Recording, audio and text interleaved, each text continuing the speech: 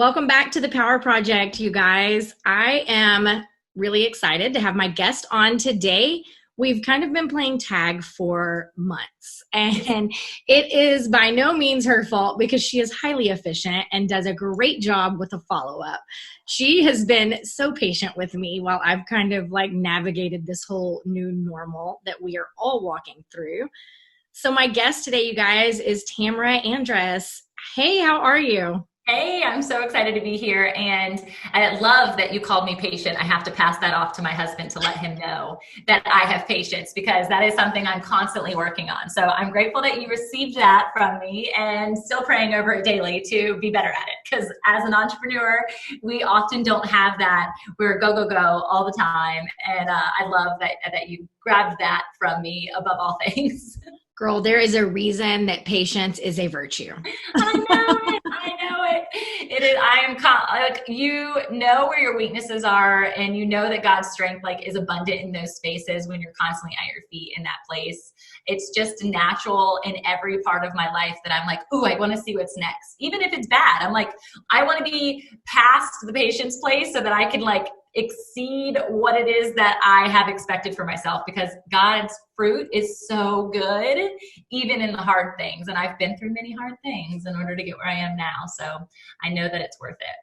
Do you think that sometimes, because I personally have experienced this, do you think that sometimes it's actually a less patience and just more persistence?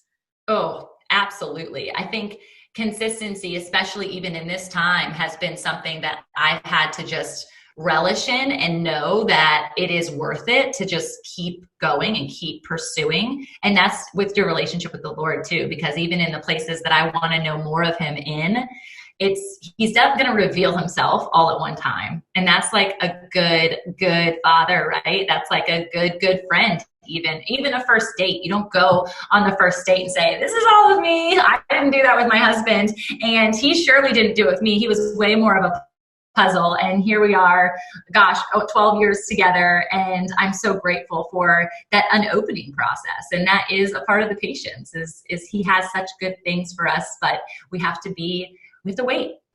Oh, I struggle so much with patience. I am not a patient person. And I one time had another collaboration where the girl said, your patience with me, is outstanding. And I was like, oh no, girl, listen, my tombstone will say she was nothing if not persistent. I love it. So good. So that I'll probably claim that too. I'm going to take that right now because I love that you called me patient, but it's probably just, I wrote it down so I didn't forget. And then I came back and said, hey, again. And I know that, so since we both have already said that we are not patient people, and you talked about you like the answers and you appreciate the revealing process that God does, but it doesn't come natural to just wait on that. Yeah. How have you, with my certain, and maybe this doesn't apply to you, we'll see. Okay. With my certain experience with what we're going through, because we're recording this in the midst of COVID-19 and the dumpster fire that's happening. Yeah. I like to have a plan. I always have a plan. And my plan may be a 1-week plan, and then a 30-day plan, 6-month plan, 12-month plan, 5-year plan, 10-year plan, right? And I like to have those things that I know I'm working towards. And when things are rocked and our world is completely turned upside down, I've struggled with that. And I personally have had to get really deep and really intentional with God, saying, no, I actually trust you. I don't just say I trust you. I trust you. I trust your plan, and I trust that it's better than my own, even though it doesn't feel good. How have you, what has your experience been through all of this, and how have you navigated that? Yeah, I think for me, I'm one of those people who I don't watch the news. And so that has really helped me stay consistent and persistent in what it is that God had already promised me for my plan this year, for his plan this year, for the vision that I know he has for me. That's been a huge part of it. And at the same time, I don't live underneath a rock either. And so being mindful of the fact that other people are sometimes living in fear or have been living in fear through this process, or have pressed pause, if you will, on the dreams and the things that they were working on, or like you didn't really have a choice. It was kind of swept up from beneath you, and you're like, okay, manufacturing has stopped. Okay, printing has stopped. All of these things can happen in such an unexpected way. And so I've realized that so often it's really about the expectations that we have over the plan that we honestly create, that can leave us in this state of shock or this state of grieving. And yet God never intended it for it to happen that way anyway. So even in this chaos, God knew this was going to happen. It's already in his plan. He already has the goodness that's going to come out on the other end of it. And so it's us being persistent. I'm going to use that word again because it's so good. It's us staying rooted in the truth and the knowledge of what he's already given and promised us, for us to come out on the other side still breathing and still in our faith in the way that we are, and hopefully deeper in our faith. Because I don't know about you, but through this time, I've seen so much goodness. And yes, there is a lot of brokenness, and there's been a lot of pain and a lot of hurt and a lot of tears that have come from it as well. But I have had abundant time with my babies that I wouldn't have otherwise had. I have had an opportunity to press into my business, into my coaching clients that they wouldn't have otherwise had that ability to do. I've had the ability to connect in such a way that I wouldn't have otherwise, because we often live in this like supersonic speed of quote unquote normal. And I don't want to go back to that. I want there to be an intentionality in what it is that I'm doing. And this season has made me be super intentional. Yeah. And I think that one of the biggest things that I struggled with was realizing and really accepting the fact that God knew this was coming, right? Like Exactly. This was part of his plan. And I also was able to see it through a more eternal lens as I was looking and realizing this earth, right, is just part of the plan, but it's not the goal. It's not the whole plan. And there's something so much bigger and so much greater. And all of this is just a part of that. So I personally had to like seriously like practice what I preach and, lean into that. And I think, like you said, I've seen so much beauty out of this. I've seen so many more conversations about God and who God is and what his plans are for our life. I know that those that are in non-healthy family situations are not thriving in this time. And my heart breaks for that. And I know that the women that I serve are definitely more vulnerable at this time. But also, I've seen the nuclear family unit be restored in the healthy families. I've seen people who, moms who've traveled for work for years are telling me that they're spending more time than they've ever spent with their kids, and their kids are teenagers. And, you and I discussed this. You said you've had time with your babies. Mine is going to be in high school next year. And every single day, am grateful for this pause. I keep telling him, I'm so thankful for the great pause. Like, I'm so thankful that I'm getting to spend time with him away from friends and away from sports and away from all the distractions, because he's going to be gone in 4 years. Like he's going to be out of my house in 4 years.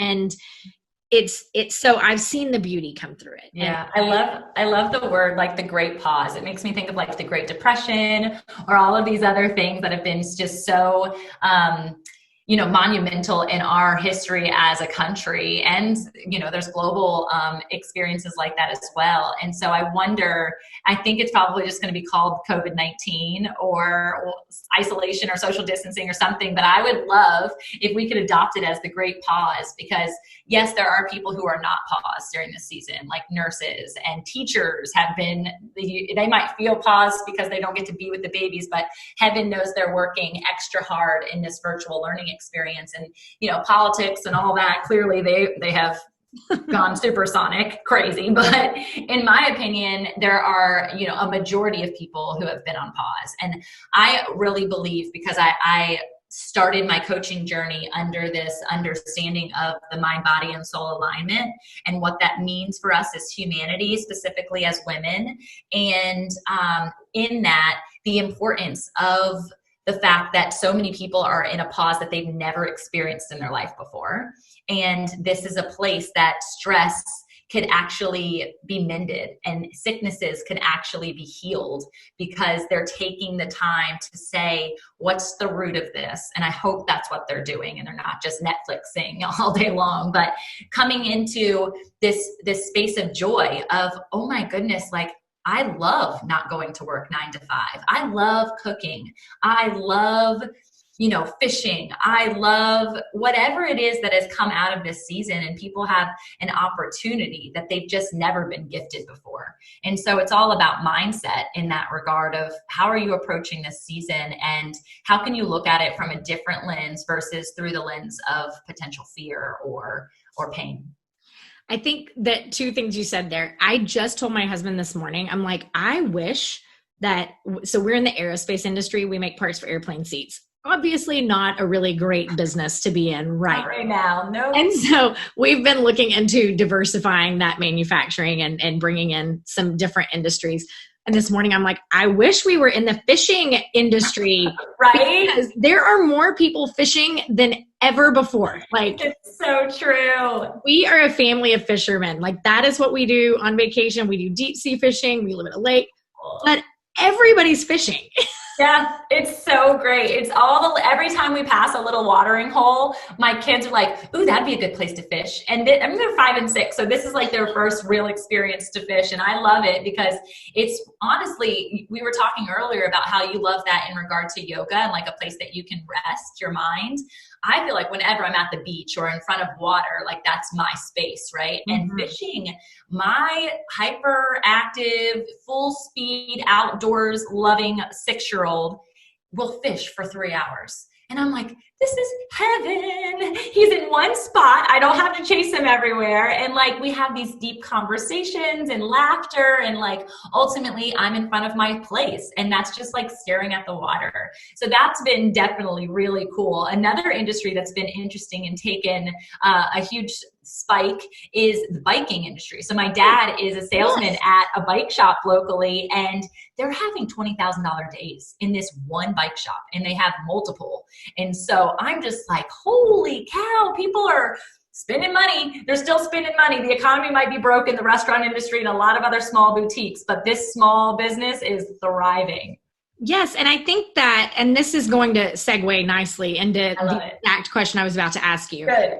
But I think that it's really easy to look around and see like, oh my gosh, all these businesses. And yes, y'all, I am in the heart of it. We are in the oil business in Texas. Trust me, I know the devastation that we are going through economically, 100%. Like 5 out of 6 businesses are hit for us right now.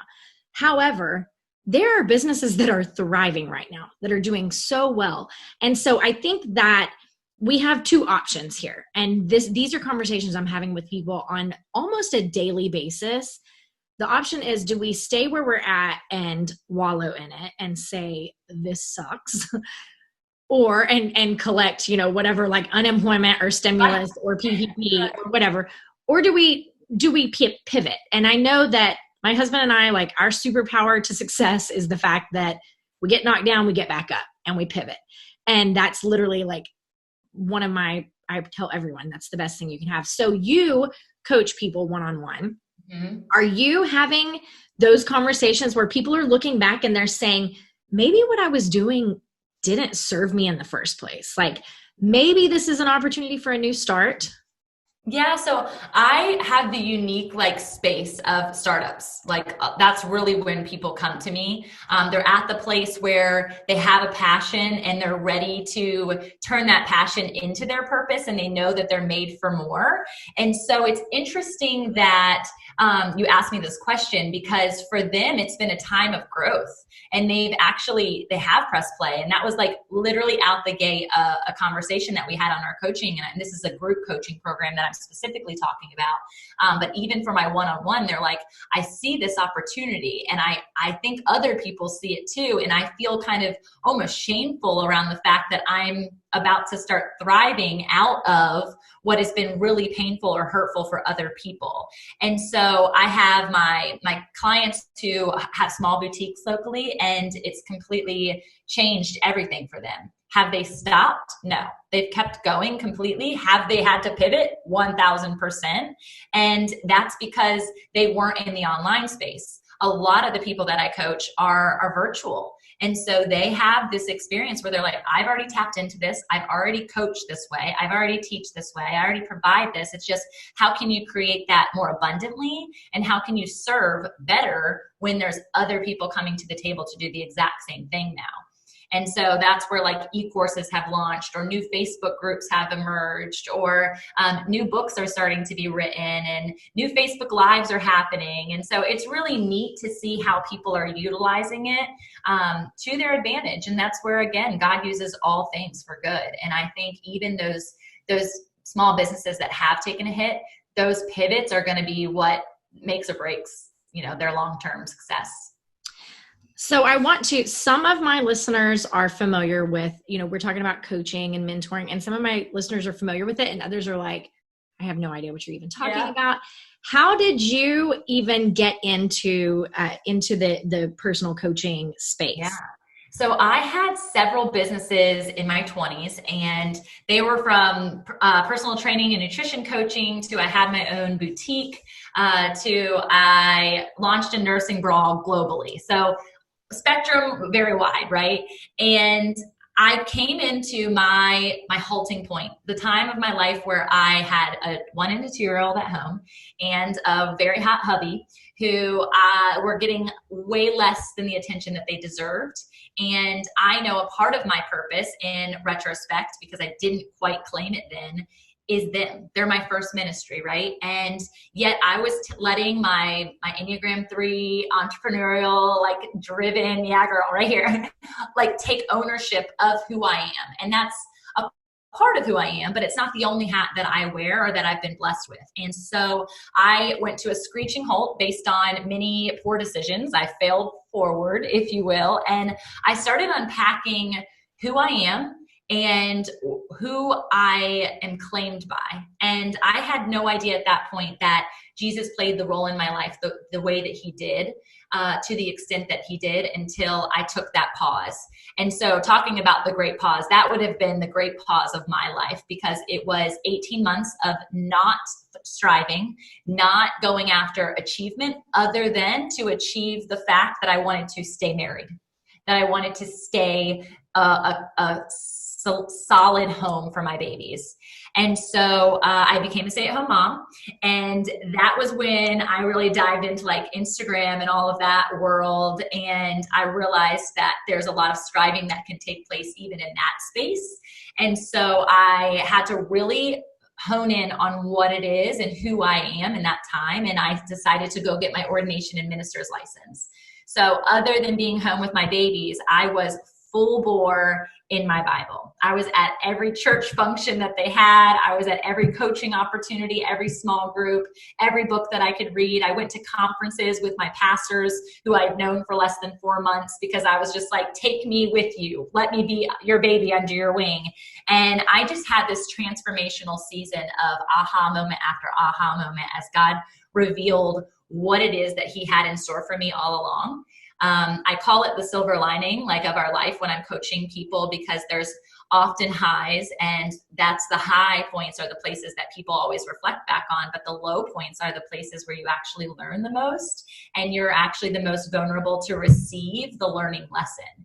And so that being a low, I ended up coming out of that with this understanding of that connection point that I mentioned earlier of your mind, body, and soul. And what that means to me in a more easy, tangible experience is that I fragmented my life. I was, a physical being, so I would work out, right? And I wanted to be a size specific pre-baby body. Nutrition was all about getting into the right genes and having that picture perfect body. My mind, I did not worry about mindset. I didn't even really know what that meant, or what, growth mindset. We talked about that before, what that is. And then my spiritual life was just a check in the box, like likely a lot of Christians are. And I even wore my entrepreneurial hat as another part to who I was. And I never put all of them together. And when I did, this transformation happened almost instantaneously, where I realized this is such an unlock for me that it has to be the unlock for so many other people. So I started sitting down just for coffee dates, and it was really just people wanted to know what happened and how I was this new person. Like legit, I had a light within me that I had never experienced before, and I wanted to get it into other people. And so just hanging out with people, coaching them, not knowing I was coaching them. I didn't even use that word. I was just hanging out with my friends, and they wanted more. They wanted to unpack it. They wanted to understand, what do you mean? How did you do it? Like they wanted the tangible resources of what that meant in their spiritual walk, in their fitness, physical realm, and in their mindset. And so I started gaining my own mentors at that point. And these were entrepreneurial mentors, but also mindset mentors. It's people like Julie Solomon. This was before I even knew who Rachel Hollis was. And so she wasn't a part of that picture at that point. Tony Robbins came in actually late to the game for me as a mentor as well. And then it was in that season, I realized women desperately need this. Because of that supersonic speed. And so the cultivation of the Fit and Faith podcast happened at that point, as well as the retreat.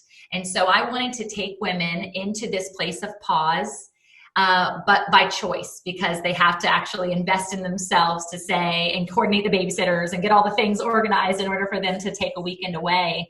And so people were coming. We had 20 women come together, and I basically coached them through spiritually, mentally, and physically how I had these aha moments. And I saw so many women transformed in that time frame that I knew this is what I was called to do.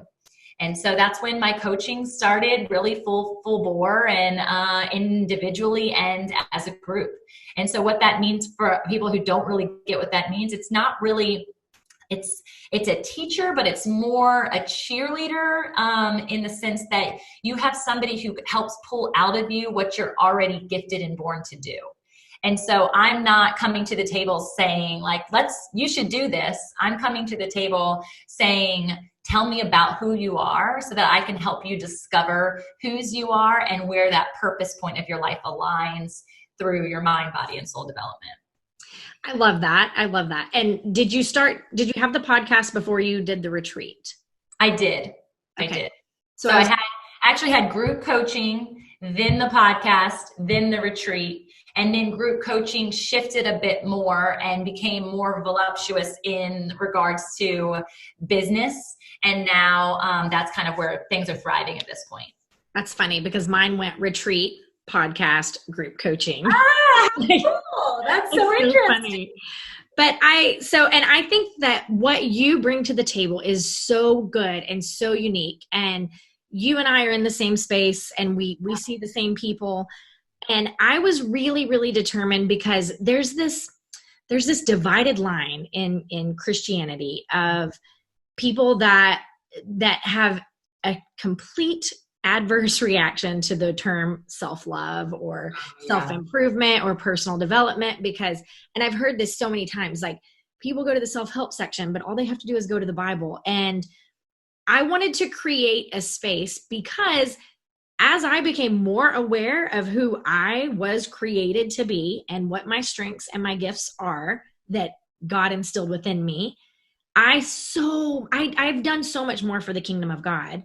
Yeah. With that realization. And so I love that you have this as a faith-based Christian coaching session, and you're an ordained minister, which is amazing. Like, I love that your first thought was like, I need to become a minister. Yeah, I know, right?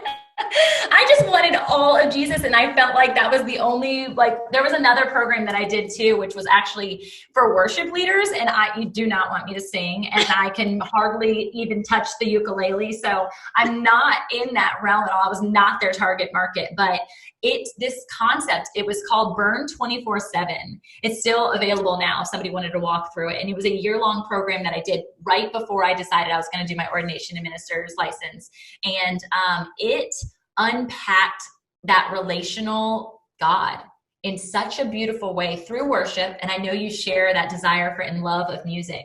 I will be front row, but you will not see me on stage. And I just found through sound that God has this ability to speak to us in such a beautiful way. So I was encouraged, even in silence, which I think is really important for people to understand, that you can still hear the music of God when it is completely silent. It's just, how are you tuning in to what it is that he's showing you? So yeah, it's been a beautiful unfolding that I am really grateful for. And I think we can utilize it more. It's important for us to have an ability to operate only out of overflow. And that's what self-love is. If you are thinking that your selfishness in regards to self-love, and I know there's the whole realm of mom guilt in this regard of, I can't take time away from them. I've just been at work all day, and now I'm supposed to go like work out and have a bubble bath and read the Bible and my devotional. I need a minute. Okay, mommy needs a minute. Mommy does need a minute, because if she doesn't take that minute, where is that energy going to come from? How is she going to overflow with love, overflow with the motivation factor, overflow with the teaching? It's so necessary as your main source, because God is there in that overflow moment, and he's there filling you up. But if you don't reach for it, you're going to be starved. Mm-hmm. Yeah, I think so. And you are incredibly faithful. It's obvious here. And I know that we talked about this previously, but did you have you weren't raised in the church, correct? Right. And did you have just that one moment that you can pinpoint on when you gave your life to Christ, when you knew that you needed him? Yeah. So I remember the moment where I felt him for the first time, which was on my couch, sitting next to my husband, with who I call my second mama, in a place where my husband and I were unsure of what the future looked like for us, what the future looked like for me. I was completely broken in the striving, I was exhausted, and I was just utilizing a lot of negative outlets to fill me, just like I was talking about that self-love. I wasn't self-loving. I was putting Band-Aids on. And they had no stick. Okay. They weren't lasting very long. Things like shopping, things like external appearance, which is where that fitness realm really came in to play with me. Things like alcohol. So I was choosing things to numb me versus actually addressing the root. So I'm sitting there on the couch, and it was pouring down rain, and I have a large reference of rain and thunderstorms in my life. I was married in a thunderstorm on the beach in a summertime rain shower that didn't want to go away. My son was born in a thunderstorm. There's just a lot of rain that has happened in my life, and it always happens on like these massive days. And so this specific day was like a turning point for us, where we were knowing that we had one choice. And my mama came over, and she sat with us on the couch for nearly 3 hours. And during that, my own internal rainstorm was finally being released. It was raining outside. And by the end of the conversation, the sun was shining. I went from like nasty crying to just like uplifted. My shoulders were higher than they'd ever been. I felt like God had touched me in that moment. And from that was the pursuit of Jesus. Like, what just happened? How did her prayer just transform me from I want to not be present on this earth to I can't imagine leaving this earth in a 3-hour time span? And she was literally carrying the Holy Spirit when she walked into our house. And I, at that point, truly didn't even know what that meant. So I am forever transformed by that moment. And then additionally, when I was at the Pentecostal church that took us in, me and my husband, we were actually not even in our own city. We actually had to go to another whole city just to show up in the comfortability of who we are and who God had us in front of in that very moment. And just being at the altar, handing over everything that I had worked for in my life and saying, God, use me, bend me, mold me, strip me of everything that I've known about myself, and teach me who it is that you see me as, because the person that I see in the mirror is not the person that I want to be. And so I'm grateful to be where I am now. And that's a part of the book that we just recently released as a collective group, because it's a co-authored book by 24 other women called The She Writes for Him, Stories of Resilient Faith. And so you can really unpack what that story and what that moment looked like for me as I discovered things of my life that I had suppressed so deeply that I didn't even know existed, and affected my marriage and my mothering and my life in a very sad way. And this is why I love interviewing podcasters, because that was my next question. So good. Was about the book. It's called She Writes for Him, and we will put it in the show notes where you guys can read about that. And I think this is really important. And this is the whole reason that I have a podcast and that I do what I'm doing and that I've written a book. And this, I'm sure the same for you, because God uses our stories to help others see themselves in it. Because maybe the person at home doesn't even, maybe the concept of giving their life to Christ is huge and it seems really overwhelming. And they're like, I'm going to have to change, and church people are weird, and I'm going to start talking about Jesus, and I'm going to Netflix and chill. Right.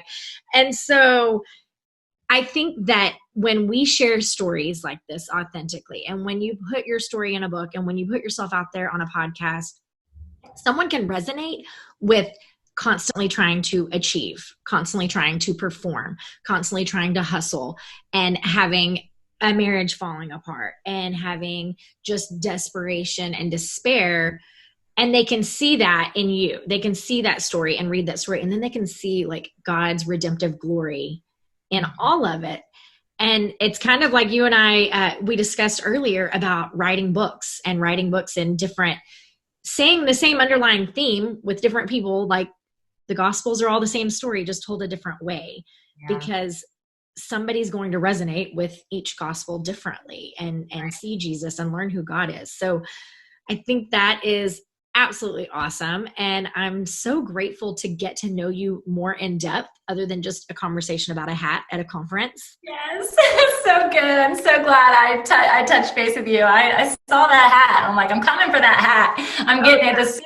The first one off the line with this new production is mine. Oh, yes. And we are going to put your word on it, Illuminator. It will be hand stamped by some traffic survivors in an aftercare program, and sealed with all the love and all the faith and all the prayers to bless your mission even further. Thank you. What would you say today to the woman that is sitting at home that feels like maybe she has a call on her heart, but she's not certain what step to take next? What is the one thing that you would just like her to know, and what would you leave her with today? This has been a theme for me recently, so I'm going to keep going with it because I think it's so necessary and needs to get out there. You're ready. The lie you're telling yourself is that I'm not ready, but you are ready. You were born ready. God has perfectly timed this moment of your life where the passion is boiling inside. You're a little bit nervous. You're a little bit fearful. He has already utilized the highs and lows to get you to the place where you can say yes. And so all that you have to do is release the fear and say yes, because he's already equipped you. You don't need a certification. You don't need a degree. You don't need to invest in another program that you don't even know what's going to come of it. What you need to do is lean in and know that you already have what he's equipped you with. And that is your unique purpose. That's your unique superpower. And that's the whole point of the Power Project, right? Tamra, that'll preach. Yeah, girl. Oh, I love that. I love that. I so look forward to everything that we collaborate on in the future, because I know that this isn't the last conversation. And I know that obviously there is a message that God wants women to hear right now. And otherwise, he wouldn't be putting this mission and this message on so many of our hearts to share with the world. And I am thrilled to hang out with you and let you share it with your gorgeous blonde hair, and I'll share it with my brown hair. Come together. Yes. And So, then, when you get ready to take a trip to Texas, I've got a great lake to fish on. yeah, girl, we're coming. All my babies will be jumping in there and swimming alongside the fishies too. We got it. We're Oh, water babies. thanks so much for coming on Hey, it today. was a pleasure. Thank you for having me, and I'm so pumped to be in connection.